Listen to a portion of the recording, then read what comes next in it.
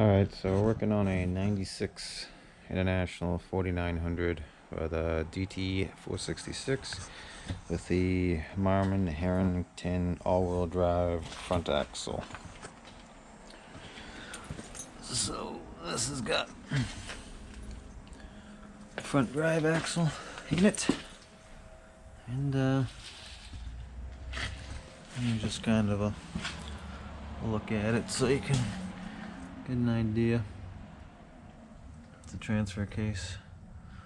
We've got a divorce transfer case coming right out of the transmission, and it runs to the front.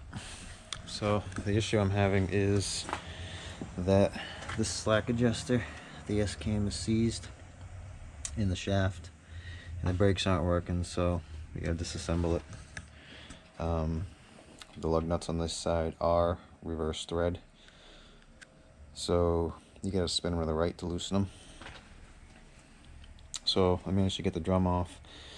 So next, to loosen this S-cam up and get the S-cam out, I'm going to have to remove this outside planetary hub assembly. I believe there's probably planetaries in it. I haven't had it apart, so I'm not exactly sure. So I guess I'm gonna have to take this cap off. So take these bolts off, take the cap off to get access to the drive axle and all that in there to remove it, so I can remove this hub, and then I can remove the slack adjuster and then remove the S-cam, and so I can clean up inside there and clean up the S-cam and get it working again. So that's where I'm at the moment. Alright, so this cover off, and got some snap rings in here. Now, I've never had these apart before, so I don't know what I'm gonna find. So it'll be a learning experience for all of us.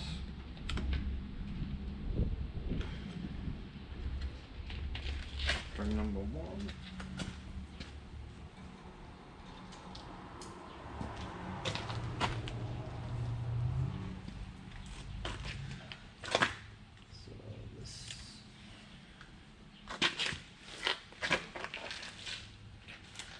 Looks like this is part of the locking ring with the tab right there. Looks like that helps hold the one of the planetary gears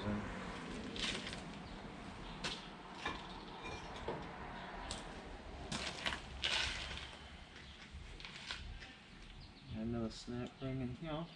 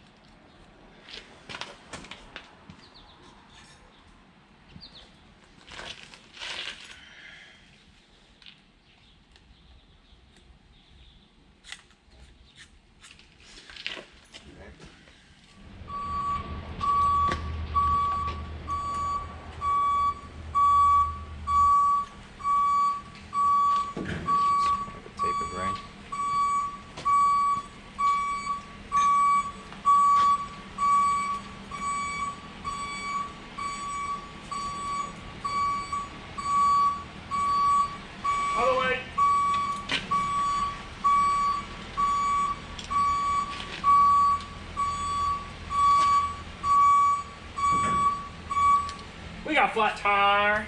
Got flat tire. Flat tire. Flat tire. We got flat tire. Alright, so there's like obviously a nut in there that I gotta get loose, but we've got some,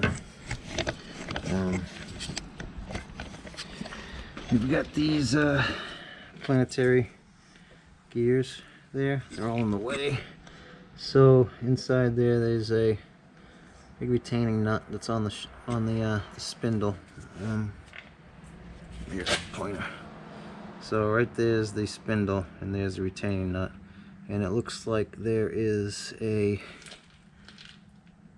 probably can't see, but there's like a finned type of washer behind it that I think they bend into these little little reliefs in that nut.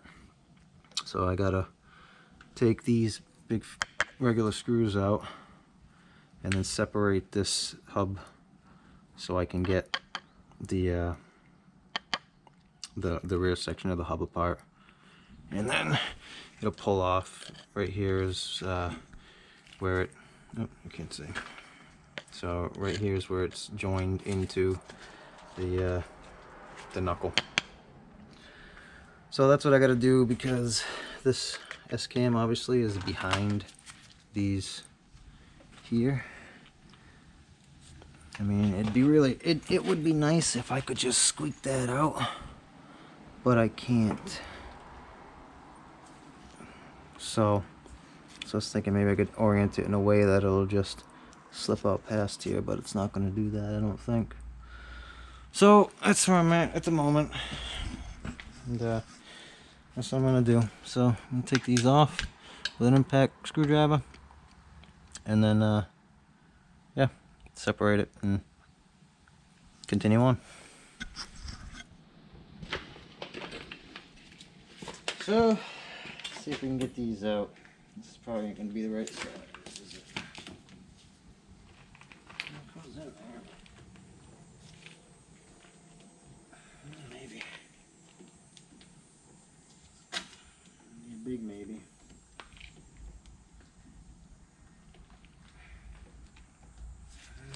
Try. I think so.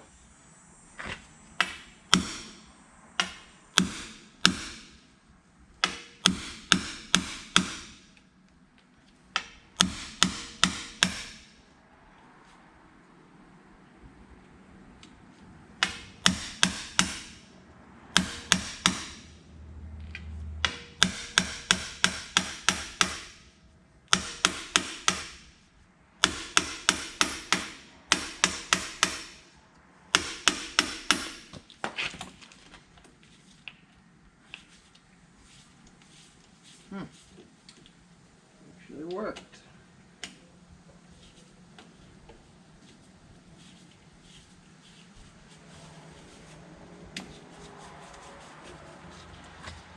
So anyway, that's how you get that out. I'm gonna see if I can find a smaller one, because this one's a little bit too wide. Alright, so the brake drum had some threaded bolt holes in it, just like this flange does. So figuring you just thread a bolt in there, and then you use it to force the two pieces apart. And that's what I'm going to go with. Problem is, there's a lot of rust in there, so I don't know if I'm going to be able to get the bolt in there.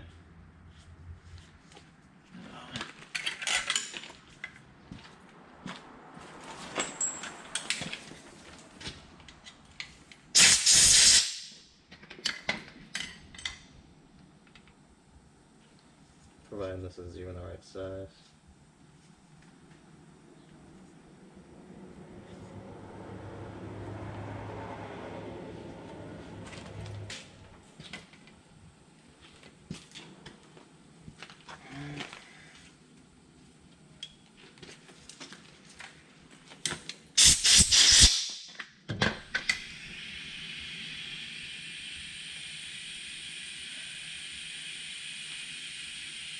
I'm pretty sure it's that.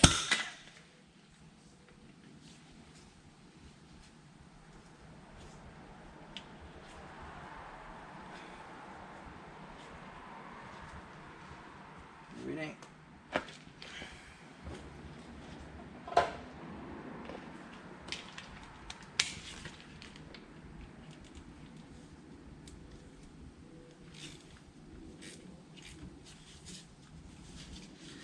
This side seems to be ½ inch. I don't know what's going on with the other side.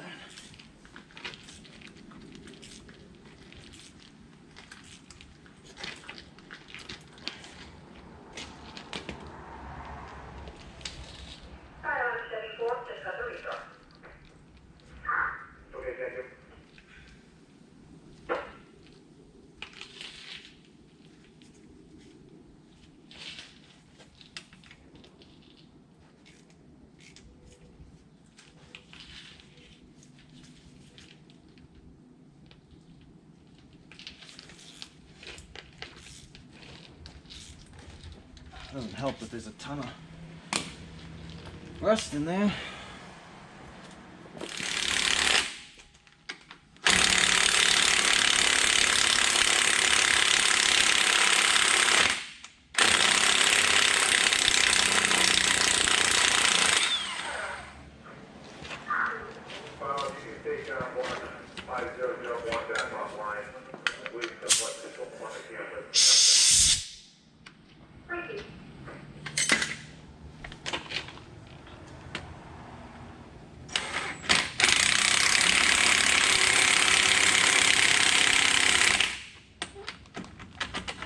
Let's separate them.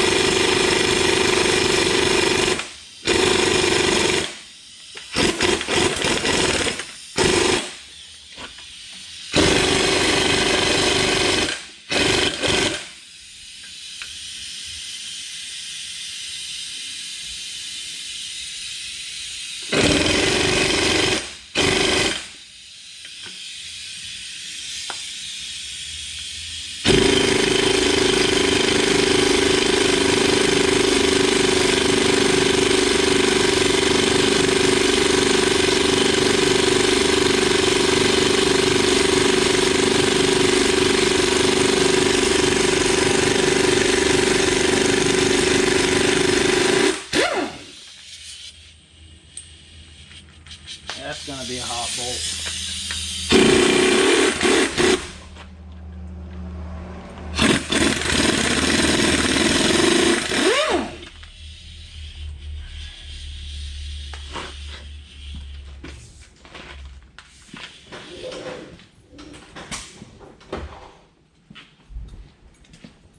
Alright, so I gotta get something to put that in.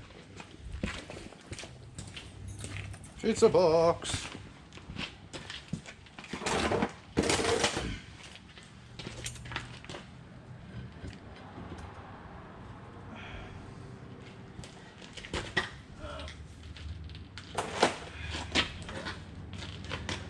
Well, that's a big old thing, huh? There we go. Flip the gear oil on you. So,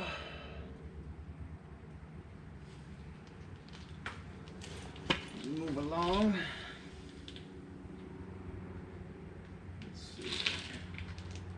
Regular screwdriver.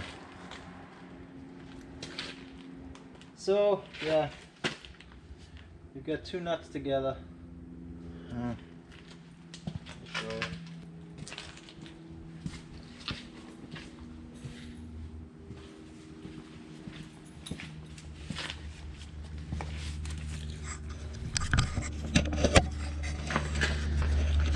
So, in here you got obviously two nuts there with that like fingered washer, lock washer behind it. It looks like you bend one of the tabs into the outside nut, and then that's what locks it. So I'm willing to bet that this right here is probably a key or something that goes into this washer there, so it doesn't allow it to rotate. But I'm not exactly sure. I'll find out though, I can tell you that. Alright, I guess someone's been in here before because I had this made up type of spanner wrench. So, get in here, and bend that ear over. Hopefully I don't need that one again because I just freaking cracked. I'll just break it right out before it causes me problem later down the road. So there's just the one.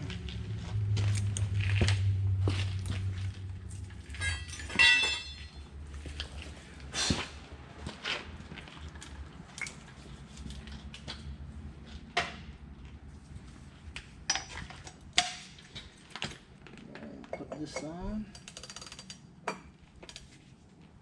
Hope it don't break. Not too bad. I guess you don't really always have to worry about these types of bearing nuts because you really don't tighten them down that much anyway. So it's not like they're horsed on there.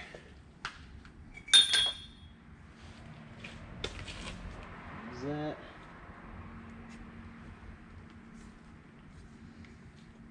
Pull this ring out.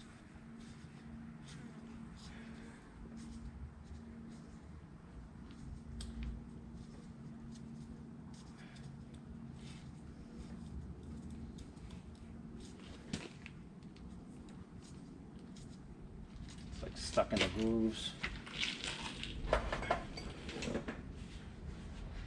So there is a little tab in it to kind of hold it. It's in the bottom right here.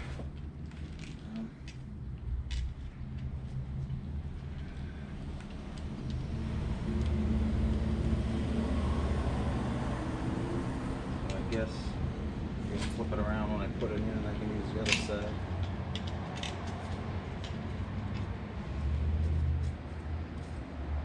It's like caught in the threads over here, so I'm having a hard time getting it out because it's also tabbed in here. But there we go.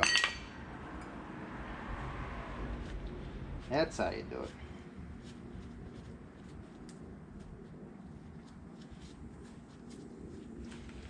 So yeah, here's a little tab that goes into the groove on that shaft down here.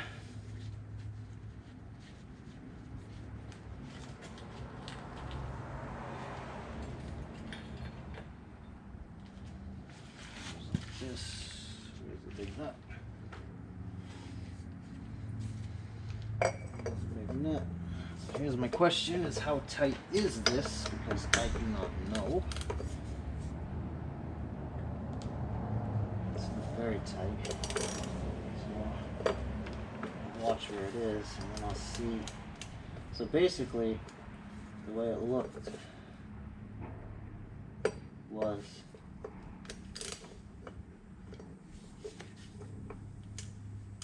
Okay, so here's how it looks.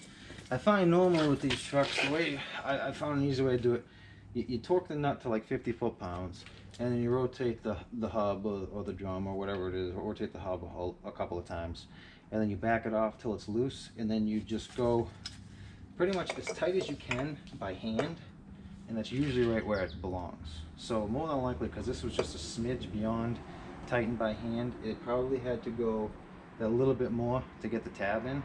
So when I usually do it, that's pretty much how I do it. And I mean, I've tried their techniques for tighten it up, then back it off, and then measure your end play and all this other crap. And it basically, it just seems like get it as tight as you can by hand and you're there. So you tighten it up so it's like 50 foot-pounds. Try to rotate the wheel, or it's 90, or I don't know exactly. I think it's different for new bearings as opposed to old bearings, because old bearings are set in the races, they're all bottomed out, but new bearings, they might not necessarily be bottomed out. So I think it might be 90 foot-pounds and you back it off, and then you go to like 50 foot-pounds and you back it off, and then you go to, or you go 50 foot-pounds and you back it off like an eighth of a turn or something like that. But I found it's basically just as tight as you can get it by hand with like the socket is what I found to be pretty much where they want it. But like I've said in the past, do your own research, make sure you're right, because I could be wrong and you might have something I'm unfamiliar with. And to be perfectly honest, I'm not familiar with this at the moment. It's just basically it's the same style as four-wheel drive stuff, so that's what I'm going with at the moment. So like I said before, do your own research, because it's your stuff and it's your responsibility to make sure you're right, and don't necessarily listen to me. Got a caterpillar in here. So I guess we'll try to pull this off, see if it comes off.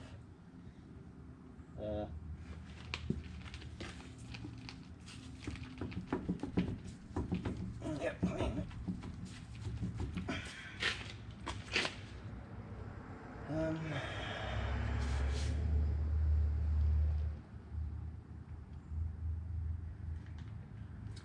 Yeah, so I mean, I'm just gonna work at this and see what happens. I'll let you know how I get it off rather than you stare at the back of my head for the next half hour. Alright, so basically I got a pry bar on both sides. I kind of pried it off and it popped off. So let's see if it just slides out, because I mean it popped, so I think it'll come out.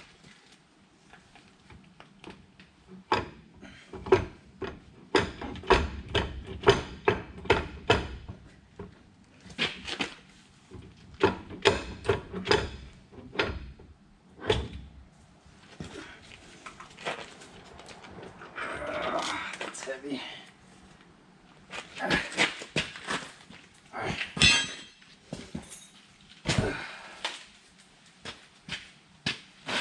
Kiwi.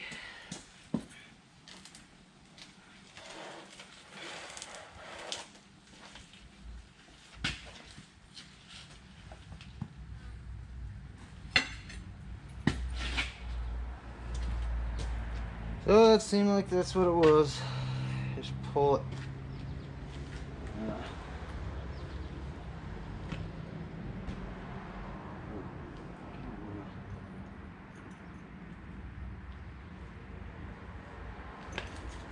So I mean that's that.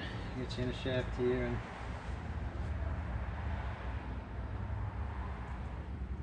that's all of it. So now I gotta get the slack adjuster off so I can drive this S-cam out.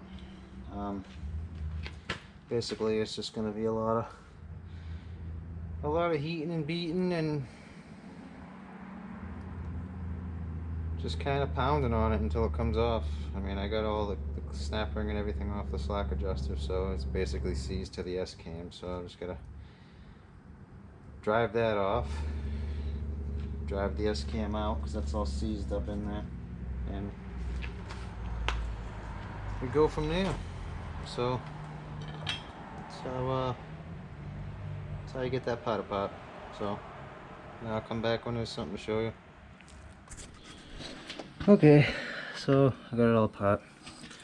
I got the S-cam out, slack adjuster off. I'm trying to get the bolts out for the dust shields.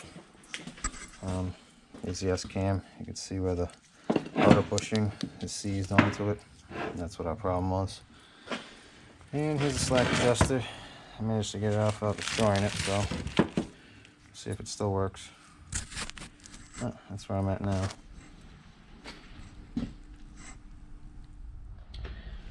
Alright, so I'm going to put the bushings in.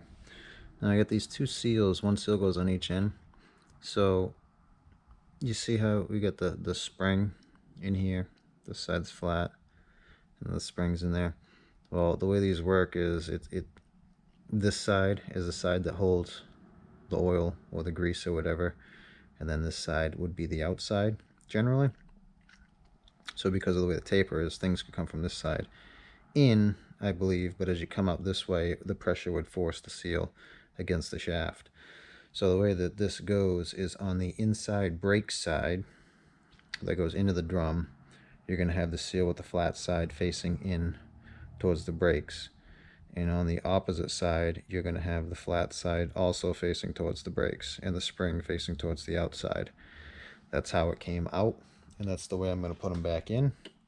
I believe that it's that way because when you're greasing it, you want the pressure to seal, to force the spring closed to seal this so that the grease doesn't go into the brakes. And on the other side, as you grease it, you want the grease to come out the back side of the S-cam or the cam tube.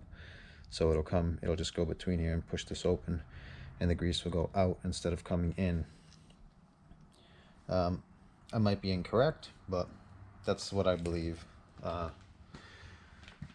So that's what I'm gonna put it together. Makes sense to me. So what I did was I took measurement of the size of the seal, so I know how far in to drive these bushings. You've got two different size bushings. The thick, the bigger one will go towards the brake side, and the other one goes towards the inside. And then you have this, I call it a distance ring, so it just kind of separates them. So when you're done, it's gonna look like this. So that's how it's gonna be in there.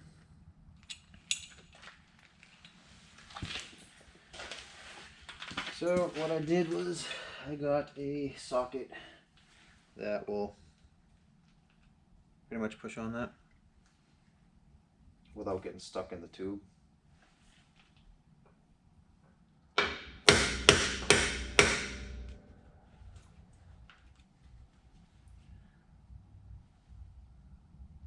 Alright, that's recessed enough. Yeah, so that one has got this notch on the back side.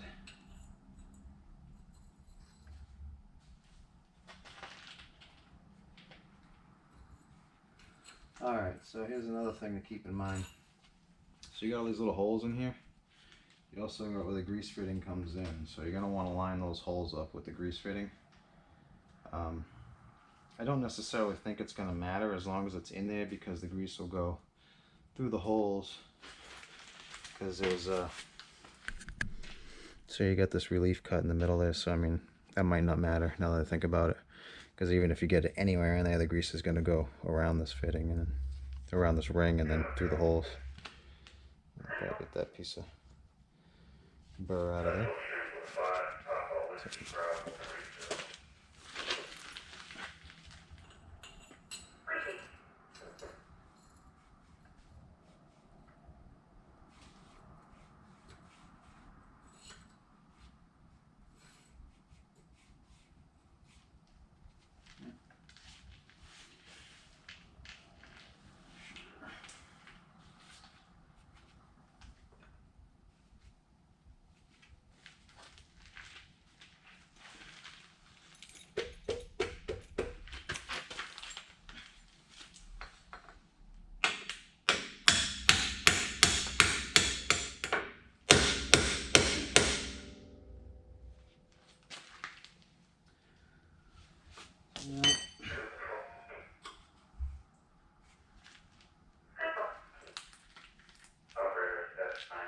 I wonder where this actually lines up, because there's a gap between that ring now. So I don't believe this one goes much farther in. That side over there might come in deeper than it was, though.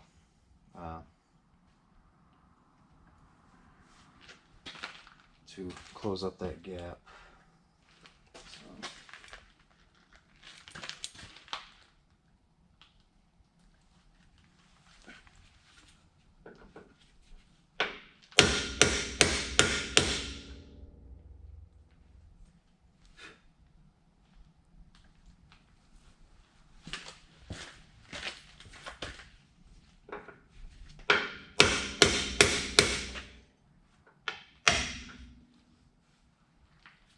Seal one.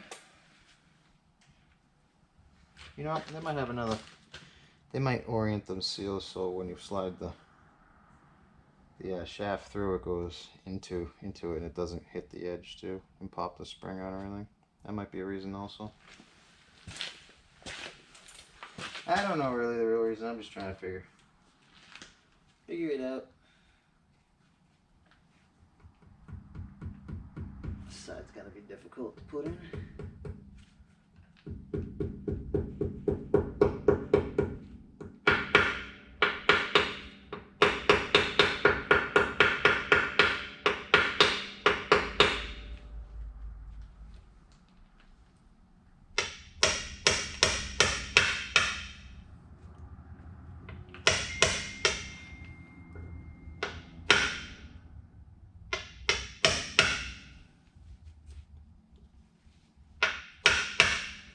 Maybe it won't. That one's bad.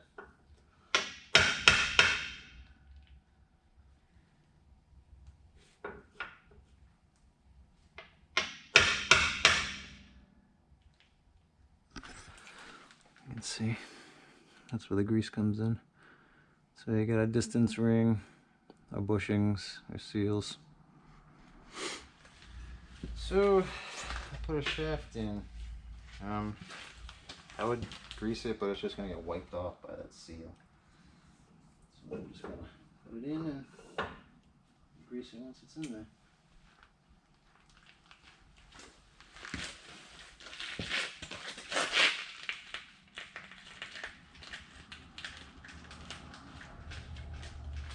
Oh, now it's gonna be a problem.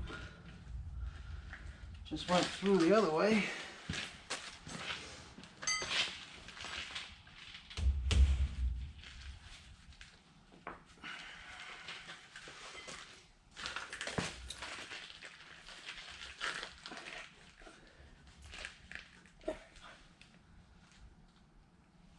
All right, now it's in.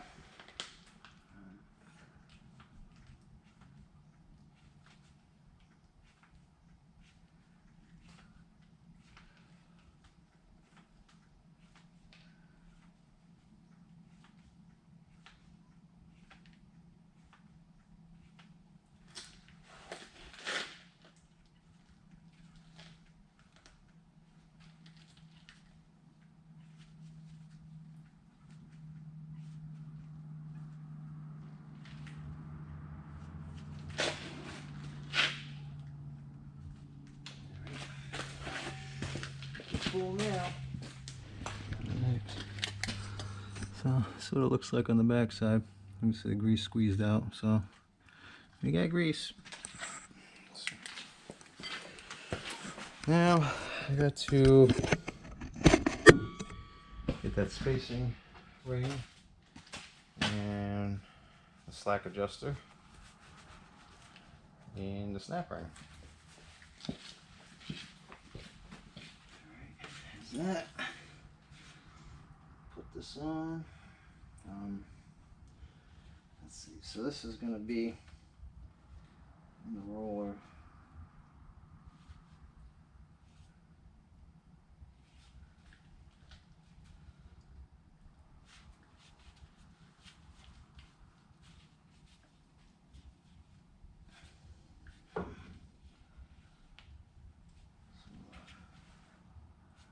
Brakes are going to sit in probably like that. Probably.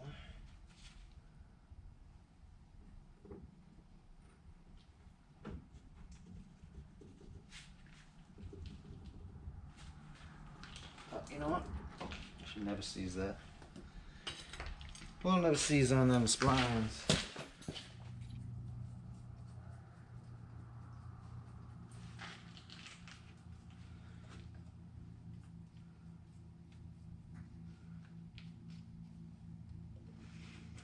Alright.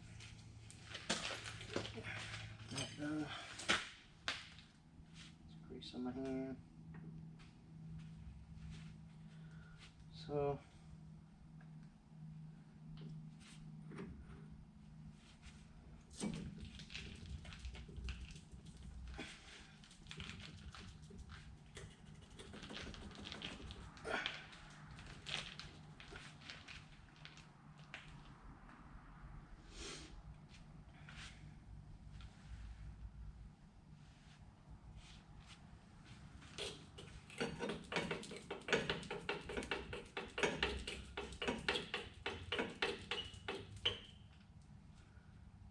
a few washers back here. Alright, so there's that. Next I gotta clean up all this, the spindle and the gears and everything, because it's got dust and stuff from sitting on it for, I'm sitting out in the last, about a week.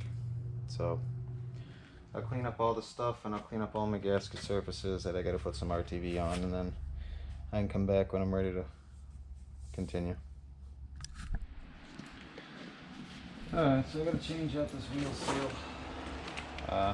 Maybe I might not have to change it, but I took it off, so I'm gonna change it. So here's what we get. It's a Marmon Herrington seal. The way that these work is this outside ring here is pressed into the hub, and then you get this rubber section here that gets pushed onto like a flange or a shoulder that sticks out of the knuckle, and then this seals onto that shoulder, and then the rubber spins inside of this metal area, and that's where the sealing surface is. It's inside the metal area. So then this rubber, it's like ribbed.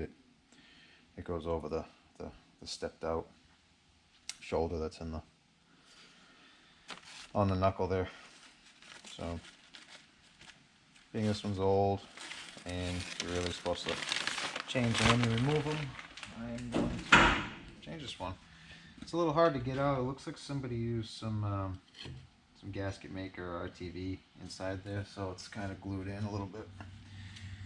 So it's taking some effort to get it out. Well, I'm sure it'll happen.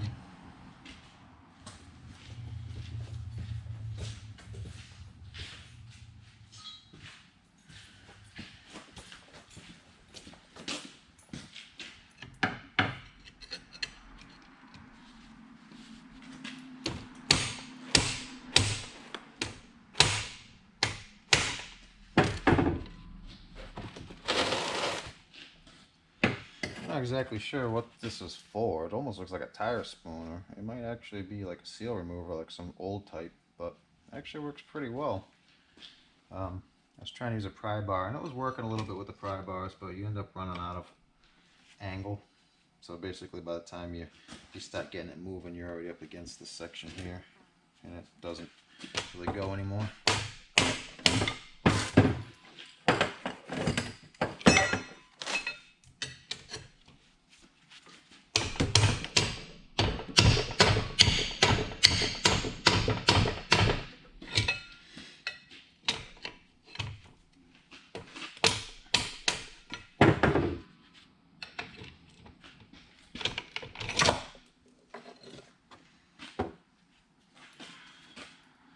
So there's that.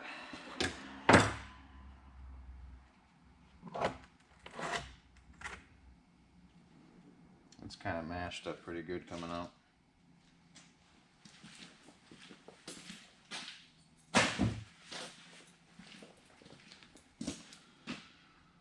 So I'm gonna clean this all up. I'm gonna clean up the surface here. I don't know why there's RTV in there, but I got a feeling that it doesn't seal very well, so I'll put some in there when I put my seal in too. Alright, so I took this and I cleaned up inside the whole sealing area. Put that rag in there to keep anything from really getting in there.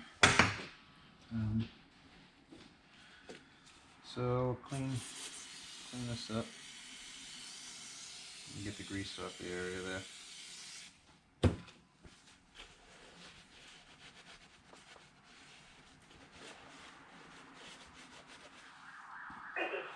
Take a bearing. Sit that in there.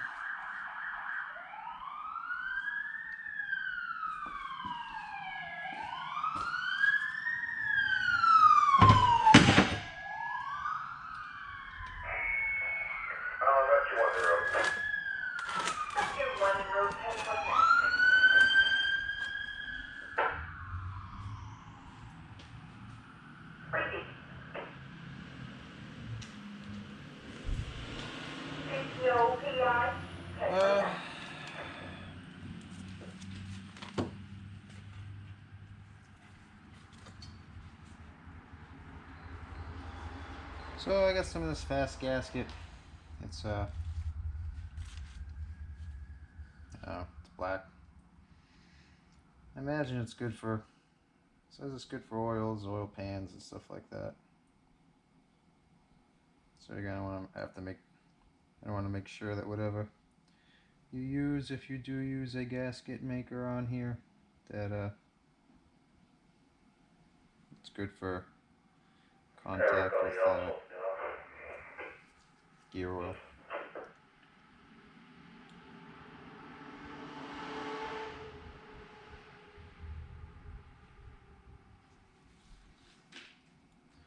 This stuff's kind of nice in the can, but I had a real hard time getting it out of the can because it kind of hardens in the tube. I find if find if I like leave a little bit sticking out like that, that I can just grab it and pull it out. But if I have it flush and it doesn't want to come out, you gotta like kind of dig it out. And such.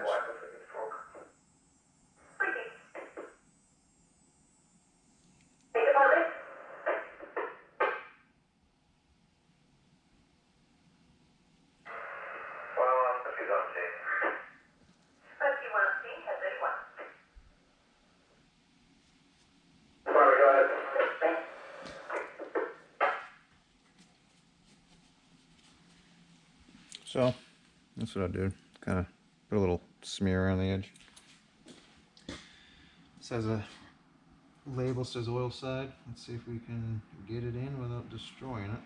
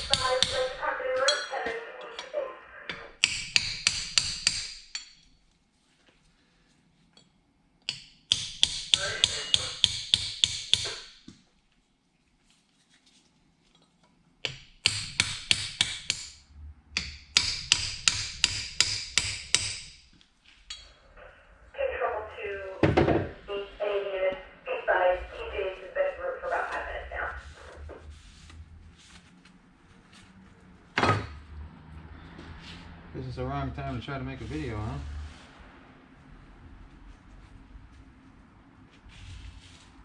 Apparently somebody hit a guide wire someplace.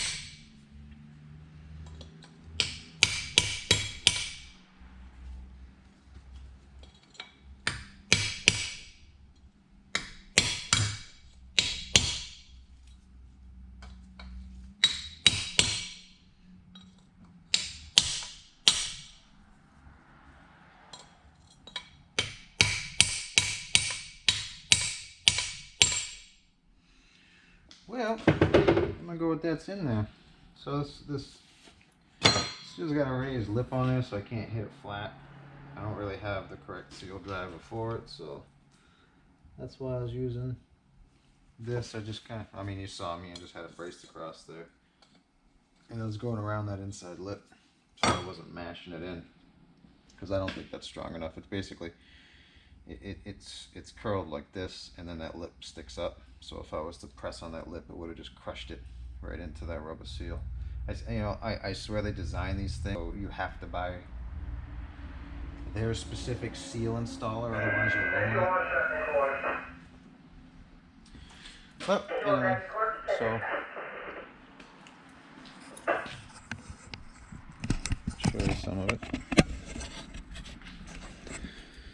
So here's a bearing. Here's a seal installed. Here's the back side of the planetary set. I gotta clean up this side too. But this is what fell out of the front. And see, I couldn't, well, when I tried to take it out of the truck, it was like stuck in there and it wouldn't come out on its own until I pulled the whole hub, and now it wants to fall out. I want it to stay in there. But so anyway, so I'm gonna clean up this side. I'm gonna clean up the this drum and everything. I'm gonna clean up this surface area where the lug nuts are, because that seals up against the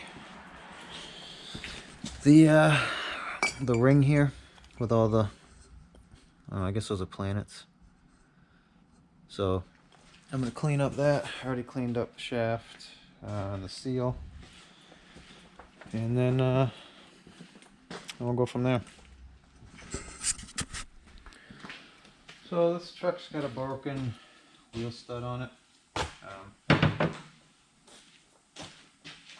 It was broken before I got to it, but these wheel studs on this side are left-hand thread, so you actually have to turn them to the left to tighten them. So I'm going to gather that whoever worked on this before me didn't realize that and just broke one off. So I mean, I didn't really know they were left-hand thread either. I just kind of stumbled upon the fact they were left-hand thread because I was rocking the nut back and forth. Thought I'd go back. I figured they were seized on there, so I just kind of went back and forth, and then I noticed it actually was loosening up going to the right. So that's how I figured out they were left-hand thread. But they all have lines in them on the ends of on the ends of the stud, and the lug nuts actually have little L's on them, like this one's got a little R on it. So anyway, so this one's got a broken one, so I gotta install one into it. So I'm just gonna drive it out and then drive the new one in.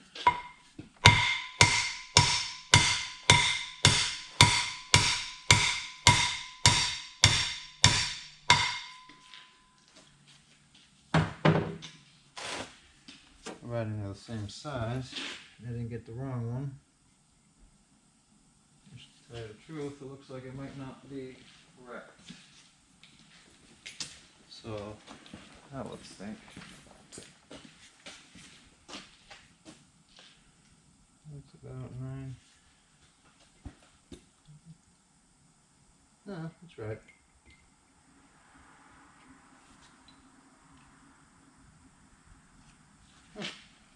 It just looks wrong. Weird.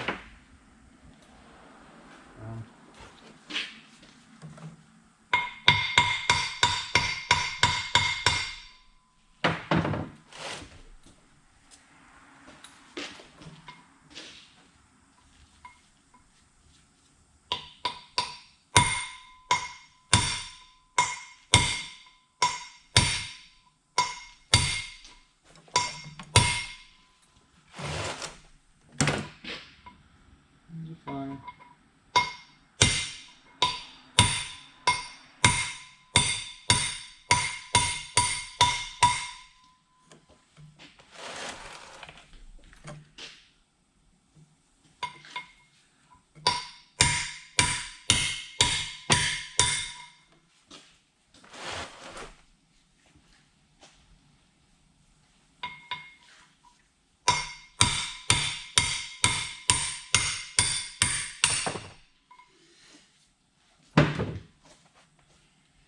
A lot of stud. I like 6 inches long. Anyway, so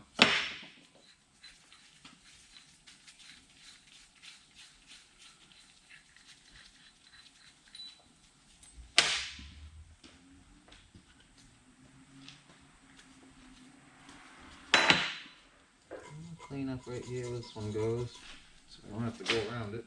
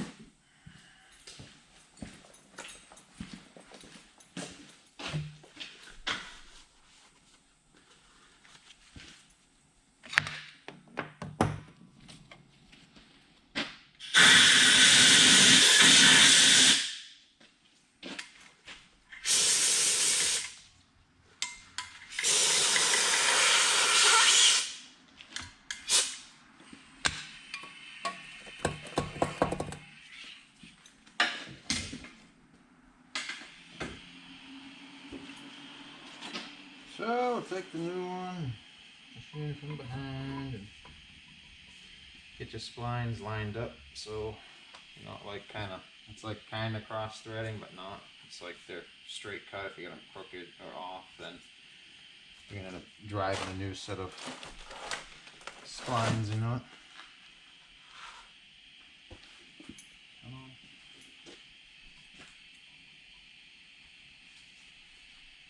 So I just kind of pull it and turn it, and it'll lock in.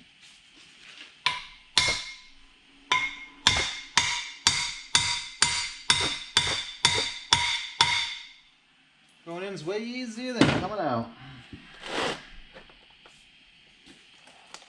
So anyway, I'm going to finish cleaning up the surface. I'll clean up the other one like I said before, and we'll put the hub back on and glue it back together, or stop assembling it anyway.